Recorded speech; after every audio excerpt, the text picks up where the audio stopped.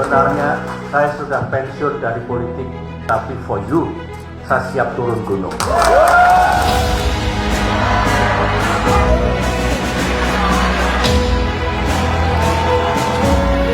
Masih ingat saya?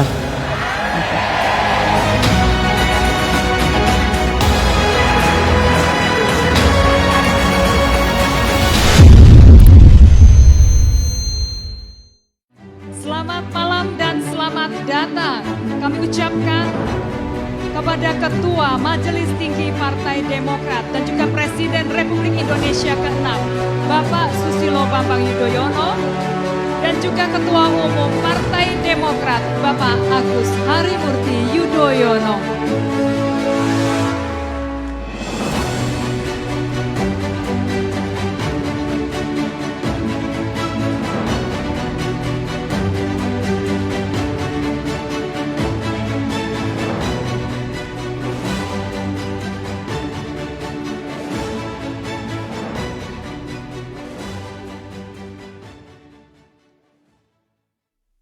Bismillahirrahmanirrahim.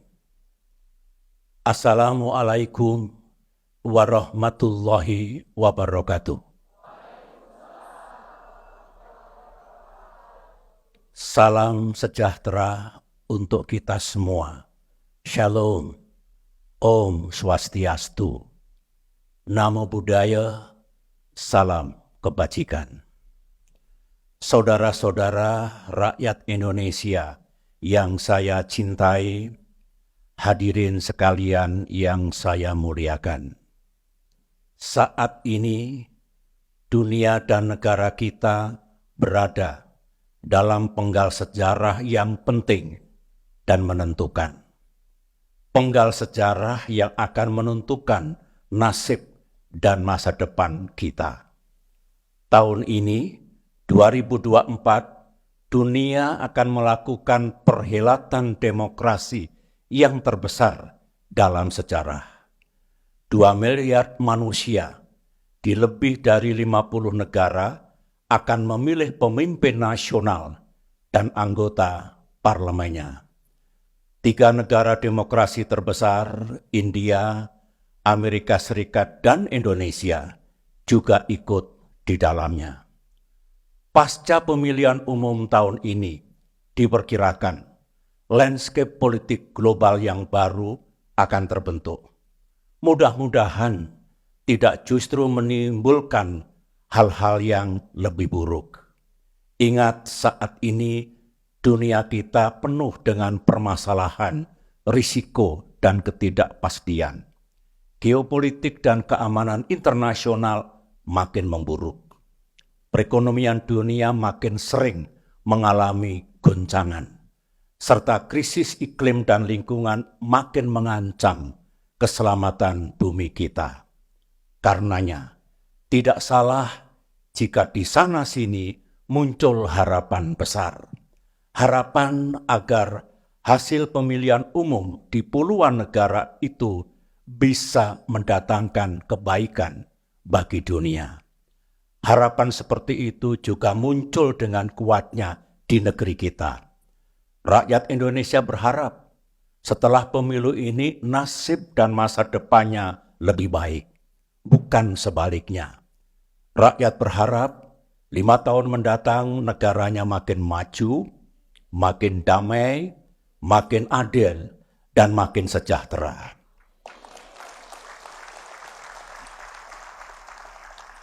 Rakyat Indonesia merasakan 5 tahun terakhir ini hidupnya mengalami tekanan dan kesulitan.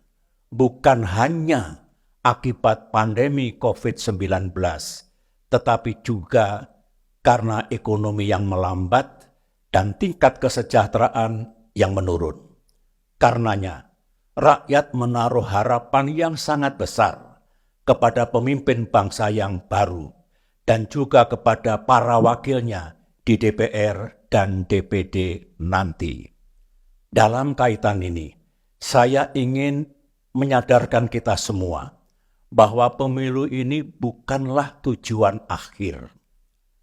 Tujuan akhirnya adalah taraf hidup rakyat kita makin baik, negara makin adil, demokrasi makin hidup, dan bangsa ini makin serius dalam mengatasi krisis lingkungan. Intinya, negara dan pemimpin Indonesia mendatang bisa membuat rakyat kita punya harapan dan keyakinan bahwa hidupnya akan makin baik. Harapan dan keyakinan ini penting agar rakyat kita, terlebih kaum yang kurang mampu, tidak cemas dan tidak gamang menghadapi masa depannya. Oleh karena itu, siapapun yang terpilih dan menang dalam pemilu ini mesti menyadari bahwa tugas dan tanggung jawab besar berada di pundaknya. Jangan sia-siakan mandat dan kepercayaan rakyat itu. Kekuasaan politik yang didapatkan bukanlah untuk dirayakan dan dipestakan. Kekuasaan itu amanah. Kekuasaan itu tugas. Dan kekuasaan itu hakikatnya tanggung jawab. Saudara-saudara, dengan mukadimah seperti itu, izinkan saya sebagai salah satu orang tua dan yang pernah memimpin negeri ini menyampaikan pandangan, harapan dan ajakan agar pemilu 2024 ini menghasilkan sesuatu yang baik. Pemilu ini telah menguras pikiran dan tenaga kita, diwarnai oleh kontestasi yang keras dan terkadang sengit, serta menggunakan biaya dan keuangan negara yang sangat besar. Mari kita pastikan perhelatan demokrasi ini tidak sia-sia. Jangan justru lebih banyak mudaratnya dibanding manfaatnya. Apalagi jika kemudian gagal memenuhi harapan rakyat dan tidak membuat kehidupan mereka lebih baik 5 tahun mendatang. Pandangan, harapan, dan ajakan saya ini akan saya mulai dari testimoni dan pengamatan saya. Seperti biasanya, pemilu tahun ini juga penuh hingar-bingar dan berlangsung dengan gegap gempita. Apalagi ini pemilu kedua yang menyatukan pemilihan presiden dengan pemilihan anggota legislatif. Saya mengamati dalam masa kampanye yang hanya berlangsung kurang dari 3 bulan ini, rakyat kurang mengetahui secara utuh dan mendalam apa visi dan misi pasangan capres-cawapres. Apalagi visi dan misi partai-partai politik dan para calon anggota legislatif. Sepertinya para penyelenggara pemilu lebih menitik beratkan pada pemilihan presiden. Padahal tanggal 14 Februari ini rakyat kita juga akan memilih partai-partai politik serta memilih anggota DPR RI, DPD RI, dan DPRD untuk masa bakti 5 tahun ke depan. Saya berpendapat, ke depan, sistem, konsep, dan aturan kampanye perlu diperbaiki dan disempurnakan.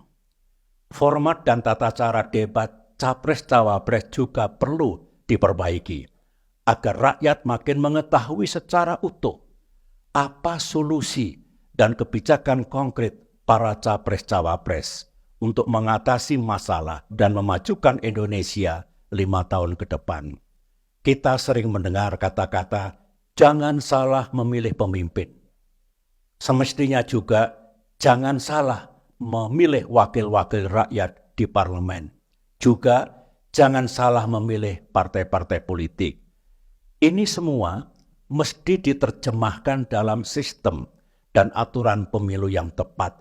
Jangan hanya menjadi peringatan dan slogan semata. Masih berkaitan dengan penyelenggaraan pemilu tahun 2024 ini, saya ingin menyampaikan pengamatan yang lain. Dalam kurun waktu 2 bulan ini, saya telah mengunjungi 85 kota dan kabupaten, utamanya di Pulau Jawa. Terima kasih. Saya datang dan bermalam di kabupaten dan kota itu dengan menggunakan kendaraan darat. Saya bersyukur bahwa situasi di lapangan masih terjaga dengan baik. Tidak terjadi benturan antar elemen masyarakat yang melebihi kepatutannya.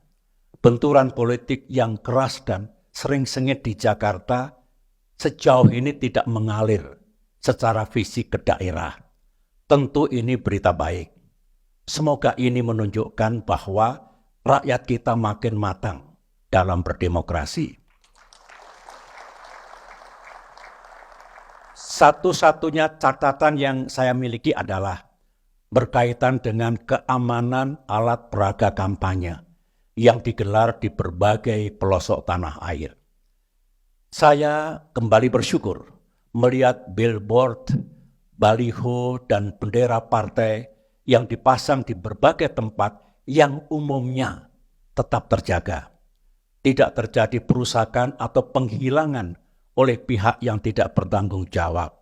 Tetapi di sejumlah daerah dan tempat saya menyaksikan telah terjadi perusakan dan penghilangan APK pemilu tersebut. Ke depan, para pengawas pemilu dan juga aparat penegak hukum harus bisa melindungi dan mengamankan alat peraga kampanye itu, memberikan perlindungan dan pengamanan terhadap semua APK milik pasangan capres-cawapres manapun, milik para caleg siapapun, dan milik semua partai politik. Jangan biarkan terjadinya benturan fisik di lapangan akibat perusakan APK ini lantaran tiadanya perlindungan dari pengawas pemilu serta aparat keamanan dan penegak hukum.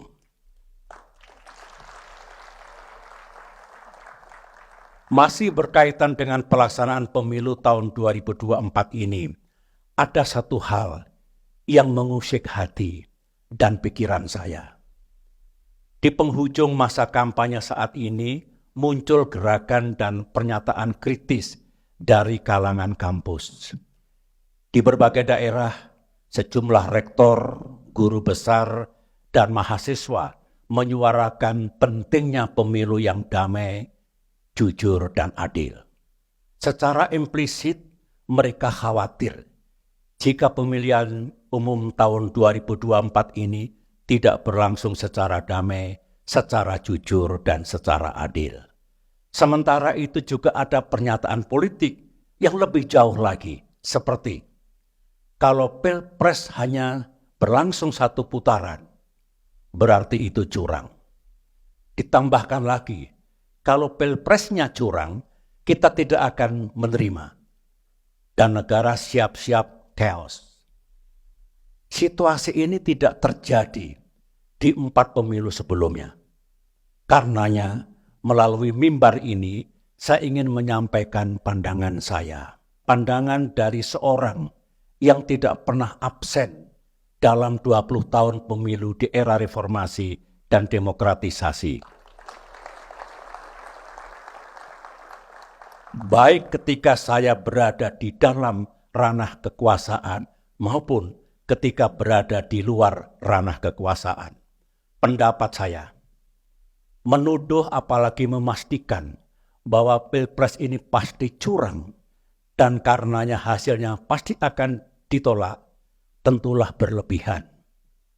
Namun di sisi lain, mengabaikan suara-suara di luar yang khawatir pilpresnya bakal curang tentu juga tidak bijak.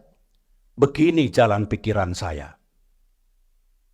Kita ingin, saya yakin rakyat Indonesia juga ingin, Pilpres 2024 ini hasilnya sah. Sah dan diterima oleh rakyat. Dengan keabsahan itu, pemimpin baru kita akan memiliki legitimasi yang kuat. Kekuasaan atau power yang dimiliki juga berkah, yang insya Allah akan mengantarkan beliau sukses dalam memimpin negeri ini 5 tahun ke depan. Kita tahu politik itu sejatinya cerita tentang kekuasaan. Seorang politisi akan diuji. Bagaimana cara kekuasaan itu diperoleh? Apakah sah dan halal atau tidak? Setelah memegang kekuasaan, dia juga akan diuji. Bagaimana kekuasaan itu digunakan? disalahgunakan atau tidak. Oleh karena itu, kembali ke urusan pemilu 2024, kita semua mesti berupaya dan sama-sama memastikan bahwa Pilpres kita ini benar-benar berlangsung secara jujur dan adil. Negara beserta segala perangkat dan sumber dayanya yang dimiliki mesti netral. Saya pikir ruang untuk itu tersedia. Negara, utamanya para penyelenggara pemilu, tentu bertanggung jawab penuh untuk memastikan berlangsungnya pemilu yang jujur dan adil itu. Menutup pandangan saya terkait dengan pelaksanaan pemilu 2024 ini, saya hanya ingin bermohon kepada negara dan mengajak masyarakat luas untuk sama-sama menjaga reputasi kita sebagai negara demokrasi. Sejarah mengajarkan bahwa demokrasi juga mengalami pasang surut, ups and downs. Ini juga dialami oleh banyak negara di dunia. Karenanya, cara terbaik untuk menjaga demokrasi kita, ya mari kita jaga bersama-sama. Tidak ada cara yang lebih baik. Negara ini negara kita semua. Ibarat rumah, ini rumah kita bersama. Demikian juga demokrasi kita. Mari kita cegah agar tidak ada penyimpangan dan tidak ada hal-hal yang buruk agar tidak perlu kemudian sejarah mengoreksinya. Saudara-saudara, sekarang saya ingin menyampaikan pikiran dan pandangan saya tentang Indonesia 5 tahun ke depan, yang menjadi topik utama pidato saya ini. Berkaitan dengan itu, saya juga mengangkat tagline, yang sudah baik lanjutkan, yang belum baik perbaiki. Setelah pemilihan umum ini usai, pemimpin bangsa yang baru dan para anggota legislatif yang terpilih harus bersiap diri untuk melaksanakan tugas dan kewajibannya. Tugas mulia yang syarat dengan tantangan namun sekaligus juga peluang.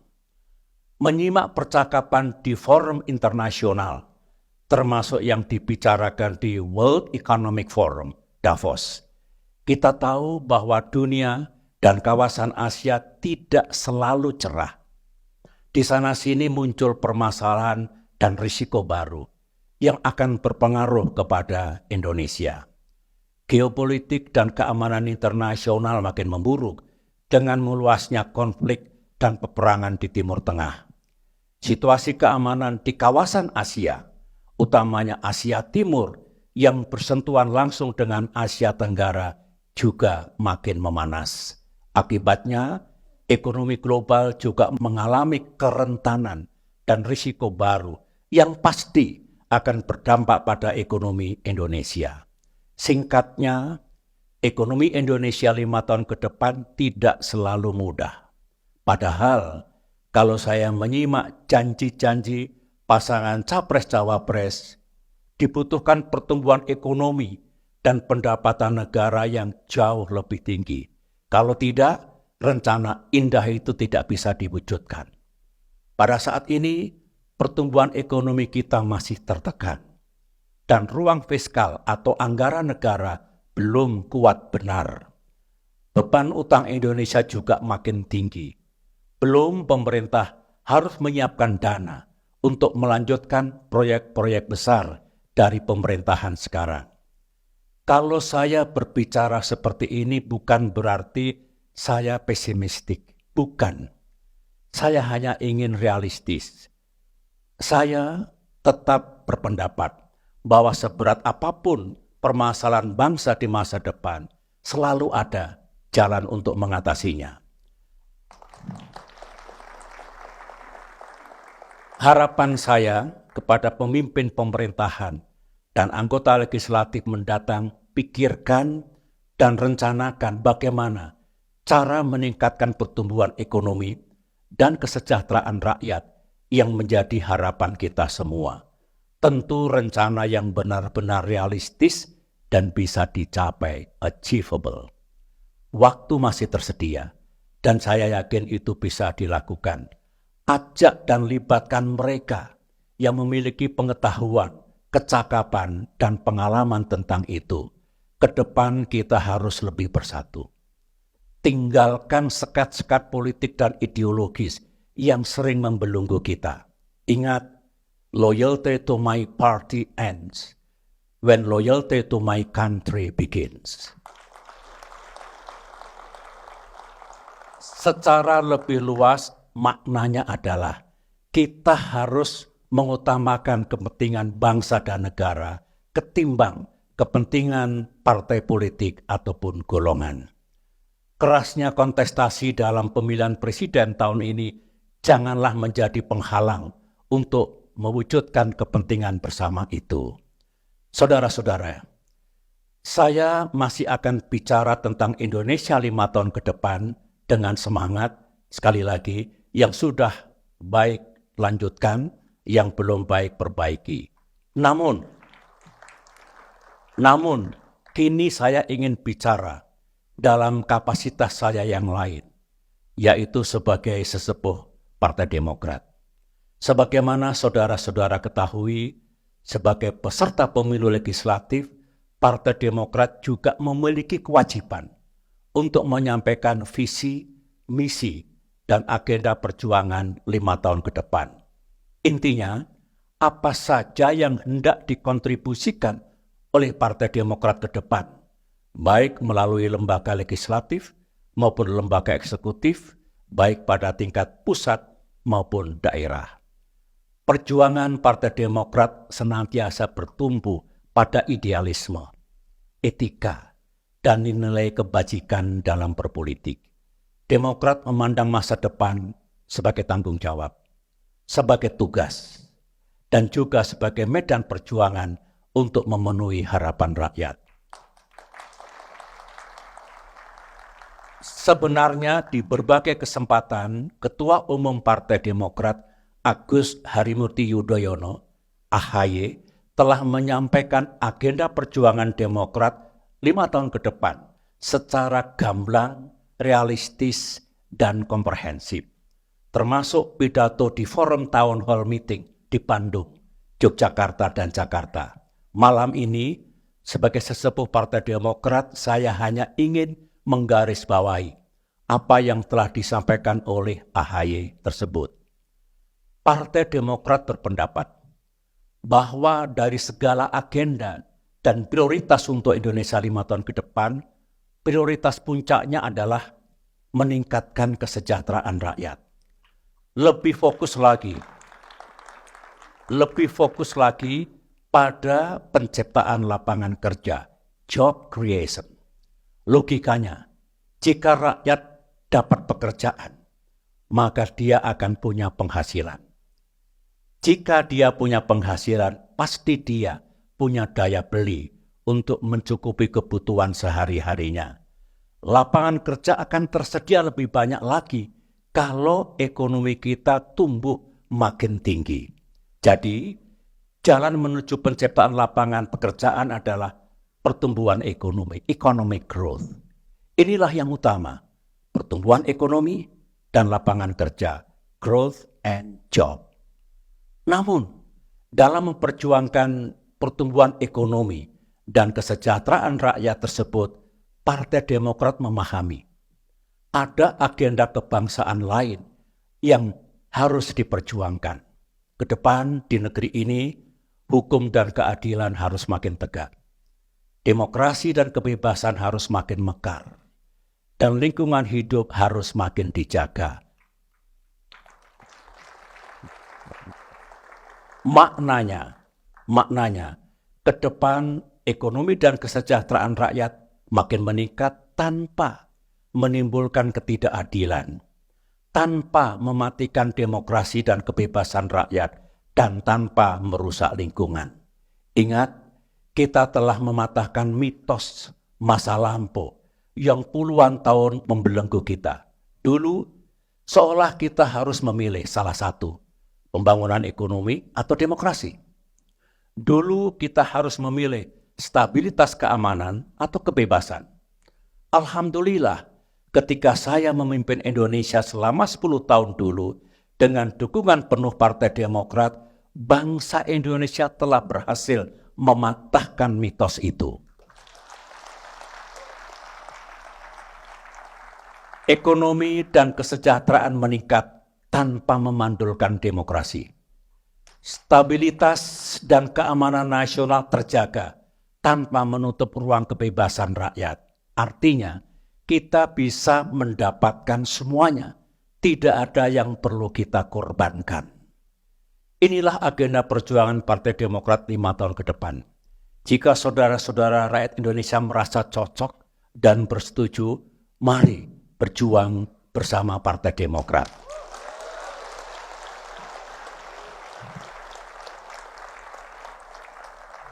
Saudara-saudara, Partai Demokrat juga mengambil bagian dalam pemilihan presiden tahun 2024 ini. Sebagaimana saudara-saudara ketahui, kami mengusung dan mendukung pasangan Prabowo Gibran.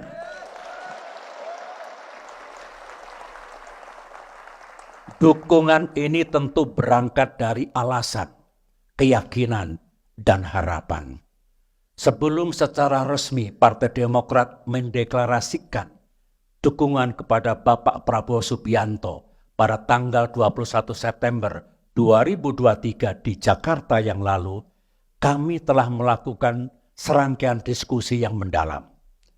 Diskusi dilaksanakan antara Pak Prabowo dengan saya, juga antara Pak Prabowo dengan AHY. Kami mencocokkan sikap, wawasan dan komitmen kebangsaan untuk Indonesia ke depan. Kami juga mencocokkan visi, misi dan agenda pemerintahan 5 tahun ke depan. Kami juga membangun kesepakatan moral dan politik dengan semangat untuk melanjutkan hal-hal yang sudah baik dan memperbaiki yang belum baik. Kami berkesimpulan, ada kesamaan hati dan pikiran antara Bapak Prabowo Subianto dengan Partai Demokrat. Kami senang karena apa yang diperjuangkan Partai Demokrat sangat banyak yang sama dengan apa yang akan diperjuangkan Pak Prabowo. Di samping itu, Partai Demokrat berkesimpulan dan menilai bahwa Pak Prabowo Subianto siap, cakap, dan mampu untuk memimpin bangsa Indonesia 5 tahun ke depan. Insya Allah. Insya Allah, jika Tuhan menakdirkan, Partai Demokrat akan gigih berjuang untuk ikut menyukseskan pemerintahan Presiden Prabowo kelak. Saudara-saudara, mengakhiri pidato ini, saya ingin menyampaikan bahwa sejarah bangsa Indonesia tengah diukir kembali. Kita semualah yang tengah menulis sejarah perjalanan bangsa yang kita cintai ini. Marilah kita pastikan yang kita tulis adalah cerita yang baik dan indah, agar anak cucu kita kelak bangga kepada bangsa dan negaranya. Terima kasih saudara-saudara. Semoga Allah Subhanahu wa Ta'ala, Tuhan yang Maha Kuasa, meridhoi tekad dan langkah perjuangan kita ke depan. Assalamualaikum warahmatullahi wabarakatuh.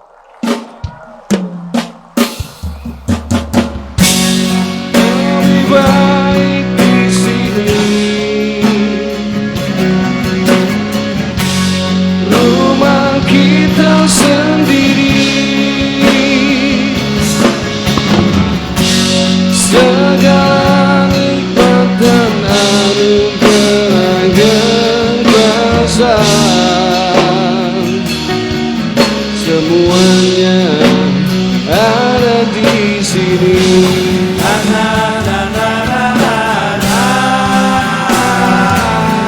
Terima kasih Bapak SBY, Mas AHY. Demokrat will never walk alone. Never walk alone, kamu gak sendiri. Karena Demokrat berjuang bersama rakyat. Coblos nomor 14, Partai Demokrat.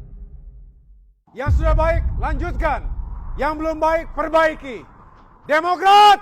Demokrat, Demokrat, partai kita pilihan rakyat.